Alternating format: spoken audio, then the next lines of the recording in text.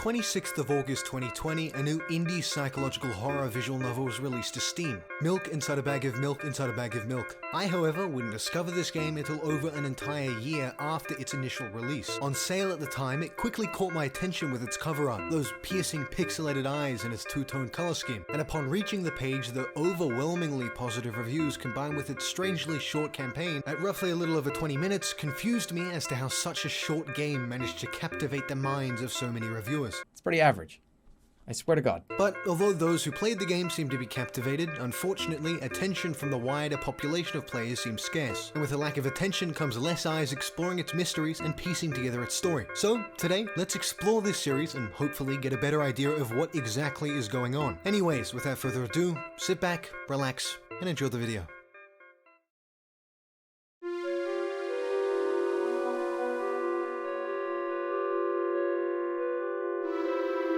Upon launching the game, you're brought to a menu screen showing a service station placed in the middle of, well, nothing. We follow the journey of our main character to walk to the store to buy milk. A seemingly uneventful premise like this you'd probably assume to be fairly boring, especially if there's nothing to really look at. However, since we're privy to the inner thoughts of this said character, things become much more interesting. The way our situation is described to us, and the best way to put it for now at least, is that we are an imaginary player playing a visual novel about this girl's life as a way to eventually help them succeed in their goal of buying milk. The reasons for why she would need help with such a seemingly easy task are, as a lot of things tend to be in this game, ambiguous. Through our short journey, pretty quickly we get the sense that they have some form of mental illness, but an actual condition is never named or explained in any notable way. The first hint at this being the case is shown almost immediately after our introduction, when they're suddenly frozen in place after being informed by us that they've been walking with one foot on the road and the other on the grass for some time. Not only that, but we also tell them the exact number of steps taken with each separate leg, which is then used for backtracking to their last even point, refusing to take another step until this carefully calculated set of backsteps are made. And sure, I could spend the next 20 minutes playing YouTube armchair therapist, rapidly scouring Google for a label that I'll inevitably misrepresent, just to shoehorn this story into a neat little box. However, something about that just feels a little bit tasteless. But putting that aside, and once clearing up the step problem, we arrive at the store. Entering, she approaches a customer and attempts to ask them a question,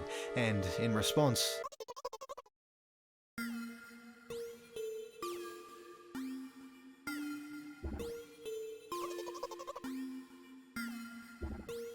what does "oh" mean? I have no clue. And asking why leads to her showing what she imagines when hearing it.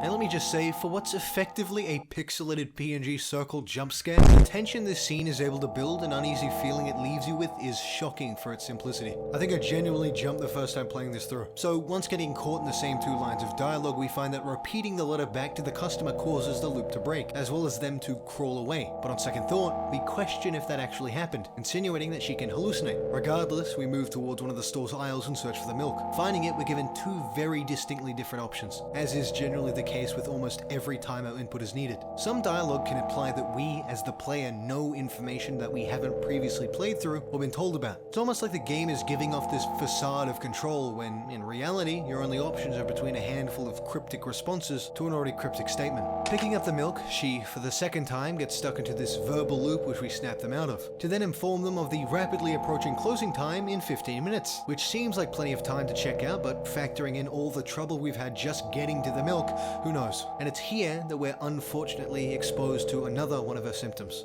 time distortion.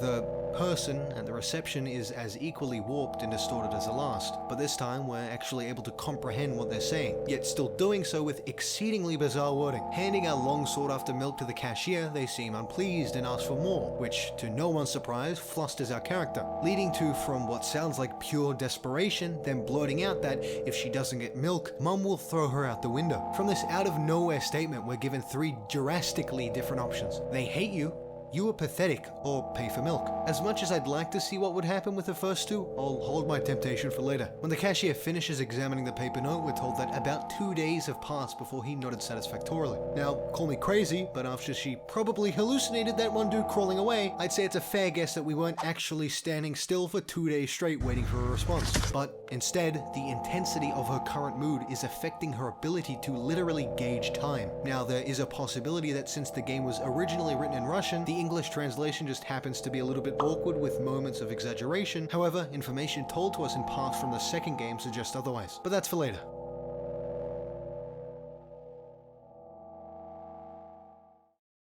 Once exiting the store and beginning the desolate path back home, she feels the bag of milk pulling away from her, provoking memories of time she spent in physical therapy to surface in her thoughts, aggressively implying that the illnesses she possesses aren't just mental, but also physical. And when keeping in mind what she blurted out at the cashier, you can't help but wonder whether her mother had something to do with whatever happened. A recurring pattern in her dialogue which I think is noteworthy is her fixation on, quote, the pyramidal structures of verbal constructions. Basically, she likes saying things that sound, look, or describe something cool, which we get a detailed example of after we ask how she's feeling. Without hesitation, she states, like a mile of ice cream. What does that mean?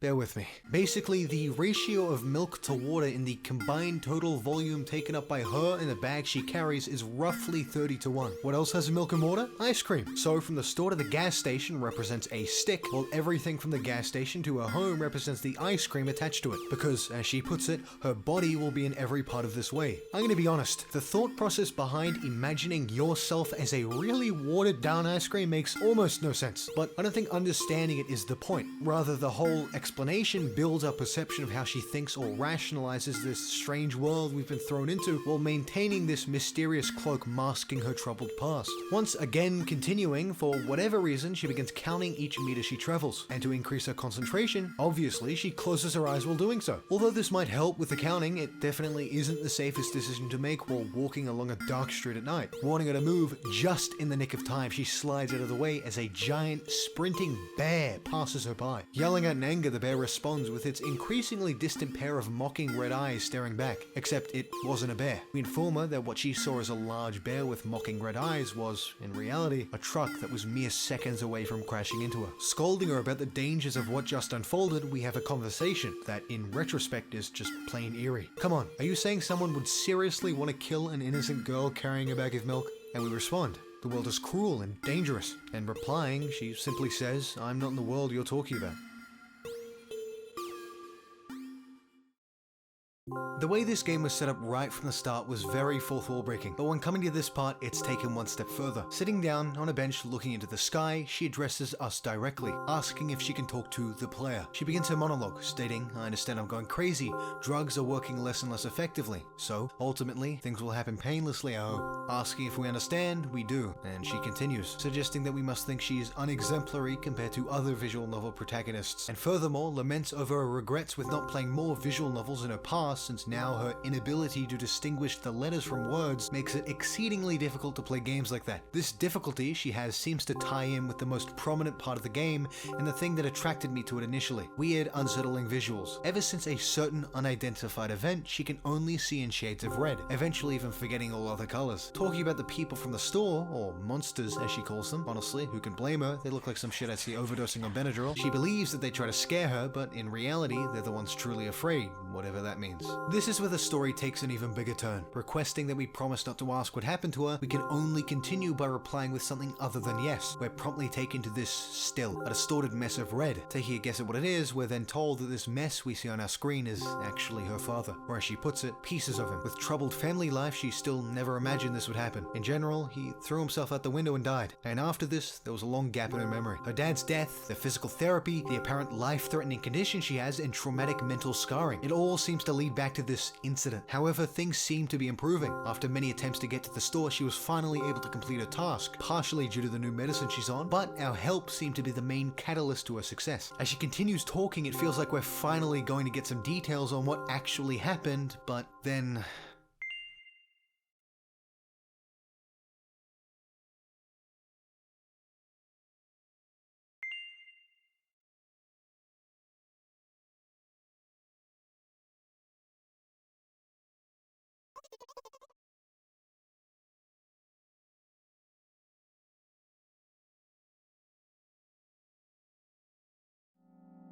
Unfortunately, we're forced to discourage her openness. Another example of having to choose from cryptic limited responses, however this time there's only one. And just like that, we're back on our way to the house. We stop one last time at a balcony. From this section and beyond, we're unable to respond to what she says, possibly due to the effects of the drugs wearing off, or perhaps the response we were forced to give obstructed any further dialogue. As the effects clear, she's able to find a quiet stillness in her mind. Apparently, they cause her to experience unpleasant sounds or melodies that ring inside her head, which I'm assuming is a clever way to explain the repetitive droning feel of the game's soundtrack, especially since the entirety of the game sections up until this point were littered with their own unique themes, whereas now we hear nothing but the faint whistling of the wind. Alright, for the last and by far most confusing part of the game, coming home and greeting the mother.